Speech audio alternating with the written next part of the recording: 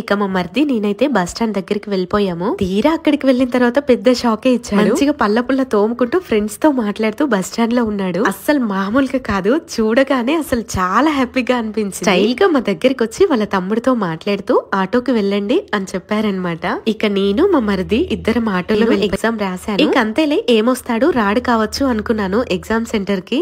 కానీ నేను ఎగ్జామ్ రాసి బయటికి రాగానే నాకు ఎదురుగా నిల్చున్నాడు. నిజంగా నాకు కాళ్ళు చేతులు ఆడలేదు. అంటే వేరే ప్లేస్ లో ఉంటే అందరూ ఉంటారని చెప్పి మాట్లాడకుండా ఉంటాం కదా, ఇప్పుడు ఎలా మాట్లాడకుండా తప్పించుకోవాలి, అసలు ఏం మాట్లాడాలి ఏం అర్థం కాలేదు. అయినా నేను మా ఫ్రెండ్స్ తో ఉన్నాను, తనతో మాట్లాడాలంటే భయం వేసింది. తను ముందు నేను వెనుక నడుస్తూ ఉన్నాను. అక్కడి నుంచి స్ట్రైట్ గా బస్ స్టాండ్ కి అయితే వెళ్ళిపోయాము. బస్ స్టాండ్ లో ఎంతసేపు లేము, ఎందుకంటే మా బస్సు వచ్చేస్తుంది అనమాట. ఒక్కటే మాట అన్నాడు, నీతో మాట్లాడాలి, నన్ను పెళ్లి చేసుకుంటావా, నా కోసం ఒక 3 years వెయిట్ చేస్తావా, జాబ్ వచ్చిన తర్వాత నిన్ను పెళ్లి చేసుకుంటాను అని చెప్పాడనమాట. అస్సలు ఏం అర్థం కాలేదు. పెళ్లి చేసుకోవడానికి నాకేం ప్రాబ్లం లేదు, కానీ మా అమ్మ వాళ్ళు ఒప్పుకుంటే నేను చేసుకుంటాను అని చెప్పాననమాట. మా అమ్మ వాళ్ళని ఒప్పించండి, వాళ్ళు ఒప్పుకుంటే నేను ఖచ్చితంగా మిమ్మల్ని చేసుకుంటాను అని చెప్పాను. ఇప్పుడే నేను చెప్పలేను, ఎందుకంటే నేను ఇంకా సెటిల్డ్ అవ్వాలి అని చెప్పి మా బావ అన్నారనమాట. నేనంటే ఇష్టం ఉంటే నన్ను నువ్వు పెళ్లి చేసుకోవాలి అని అనుకుంటే నా నెంబర్ ఇది అని చెప్పి నా ఎగ్జామ్ ప్యాడ్ మీద తన నెంబర్ రాశాడు. నేను ఏమీ చెప్పలేదు, చెప్పే స్టేజ్ కాదు కదా, ఏమి ఆలోచించాలో కూడా అస్సలు అర్థం కాలేదు. నీకు నిజంగా ఇష్టం ఉంటే నన్ను నువ్వు పెళ్లి చేసుకోవాలి అని అనుకుంటే ఎలాంటి సిచ్యువేషన్ అయినా సరే నా కోసం 4 years 5 years ఖచ్చితంగా వెయిట్ చేయగలుగుతాను.